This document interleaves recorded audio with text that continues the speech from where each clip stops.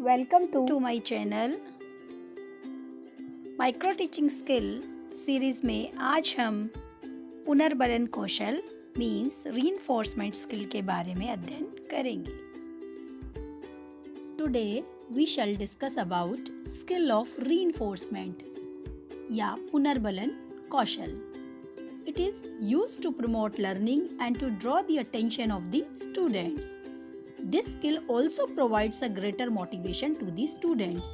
The main objective of using this skill is to increase participation of the pupils to the maximum and likely to happen in future again.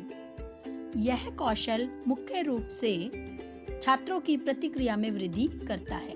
पुनर्बलन शब्द अधिगम के मनोविज्ञान से लिया गया है। पुनर्बलन वह स्थिति होती है जो छात्र की प्रतिक्रिया में वृद्धि करती है। शिक्षक का ऐसा व्यवहार जो छात्रों को प्रश्नों का सही उत्तर देने के लिए प्रोत्साहित करे। जब कोई छात्र कक्षा में अधिगम संबंधित कोई कार्य कर रहा है तो शिक्षक शाब्दिक या अशाब्दिक रूप से पुनर्बलन प्रदान करता है। इससे विद्यार्थी की प्रतिक्रिया शक्ति को बढ़ावा मिलता है। पुनर्बलन सिद्धांत के प्रतिपादक के रूप में हम C.H. हल को जानते हैं। पुनर्बलन कौशल के घटक और components of skill. First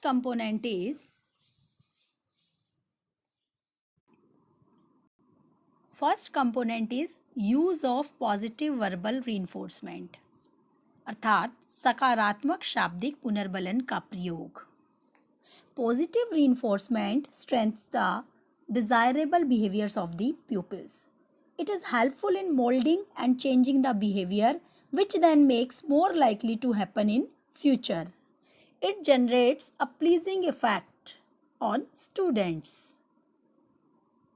Positive पुनर्बलन, सकारात्मक पुनर्बलन जैसे right, yes, correct, you give right answer, fine, you are very creative, excellent, शाबाश, बहुत बढ़िया, उत्तम, ये सभी सकारात्मक पुनर्बलन या फिर पॉजिटिव वर्बल रीइंफोर्समेंट के एग्जाम्पल्स हैं। तो इस कंपोनेंट में ये चेक किया जाता है कि प्यूपिल टीचर ने सकारात्मक शाब्दिक पुनर्बलन का प्रयोग किया है या नहीं। Next component is use of positive non verbal reinforcement. Positive non-verbal reinforcement. Here we discuss about positive on-verbal, only non-verbal reinforcement. For example, nodding of head, handshake, patting the back, clap, ताली बजा देना, गर्दन झुकाकर हाँ या ना में हाँ में जवाब देना, पीठ थपथपाना, ये सब पॉजिटिव नॉन वर्बल रीइंफोर्समेंट के अंतर्गत आते हैं या फिर नकारात्मक पुनर्बलन जिसे कहते हैं। तो इस कंपोनेंट के अंदर ये देखा जाता है कि शिक्षक ने non verbal reinforcement, specially positive non verbal reinforcement का प्रयोग कहाँ तक, किस सीमा तक किया है। थर्ड आपका जो कंपोनेंट है वो है use of negative reinforcement. Use of negative reinforcement means नकारात्मक पुनर्बलन का प्रयोग। इसे समझने से पहले हमें यह समझना होगा कि what negative reinforcement is. Negative reinforcement have unpleasant effect. It decreases प्यूपिल participation in teaching learning process.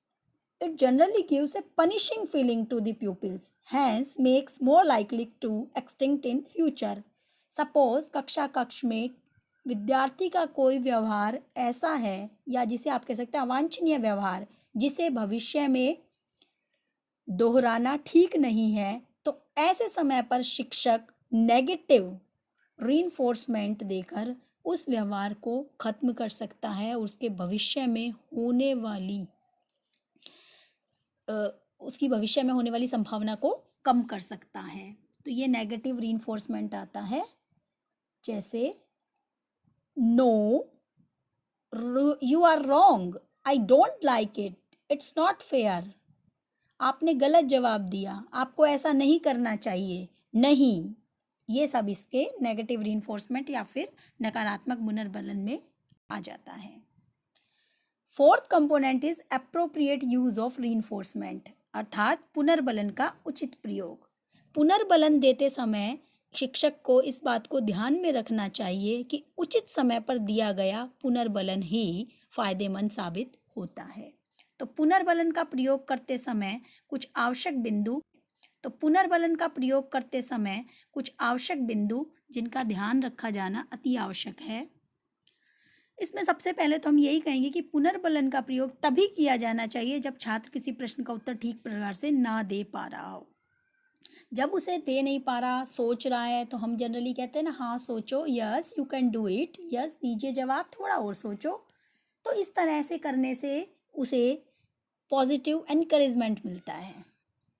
Second point, पुनर्बलन का प्रयोग निष्पक्षता पूर्वक होना चाहिए। ये नहीं कि क्लास में ये मेरा फेवरेट स्टूडेंट है तो उसके लिए मैं रीइंफोर्समेंट का, पॉजिटिव रीइंफोर्समेंट का बार बार यूज़ कर रही हूँ, और किसी स्टूडेंट को मैं लाइक नहीं करती या बैक बेंचर है तो मैं उसका नहीं कर रही। तो the teacher should be impartial while using reinforcement. Next, पुनर्बलन की अधिकता नहीं होनी चाहिए, अति सर्वत्र वर्जित। अधिकता हर चीज़ की हानिकारक होती है, तो ये एक लिमिट अमाउंट में कब कैसे देना है टीचर को, इसकी जानकारी होना अति आवश्यक है। नेक्स्ट, सामान्य उत्तरों के लिए, सामान्य जो सिंपल से आंसर है उसके लिए पुनर्बलन का प्रयोग कभी नहीं करना चाहिए। ऐसा करने से पुनर्बलन का जो प्रभाव है वो कम हो जाता है या खत्म हो जाता है। तो एक ही अगर एक्टिविटी आप बार बार, स्टूडेंट अगर कोई अच्छा जवाब दे रहा है और आप हर एक के लिए ही करे जा रहे हैं, वही एक्टिविटी डेली रिपीट कर रहे हैं, तो उसका कोई प्रभाव नहीं रहेगा। इसलिए टीचर को चेंज करते रहना चाहिए styles of reinforcement, frequency of reinforcement. तो this is all about skill of reinforcement, पुनर्बलन कौशल। इस वीडियो को ध्यान से देखने और सुनने के लिए